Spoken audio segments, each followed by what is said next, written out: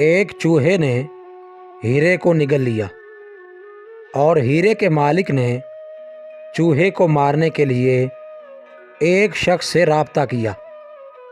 جب شکاری چوہے کو مارنے کے لیے پہنچا تو وہاں 1000 سے زیادہ چوہے اکٹھے تھے،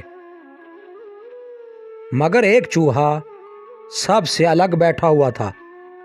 شکاری نے سب سے الگ بیٹھے چوہے کو دیکھا اور اسے مار ڈالا، اور مالکان حیران تھے کہ یہ وہی چوہا تھا جس نے ہیرا نگل لیا تھا۔ ہیرے کے مالک نے حیرانی سے پوچھا، آپ کو کیسے پتا چلا کہ یہ وہی چوہا تھا؟ شکاری نے بہت شاندار جواب دیا، بہت آسان۔ جب کم ظرف امیر ہو جاتے ہیں یا معاشرے میں کوئی مقام پاتے ہیں تو وہ دوسروں کے ساتھ میل ملاپ چھوڑ دیتے ہیں۔ مزید اچھی ویڈیوز کے لیے چینل کو سبسکرائب کریں اور بیل کے آئیکن کو لازمی پریس کریں۔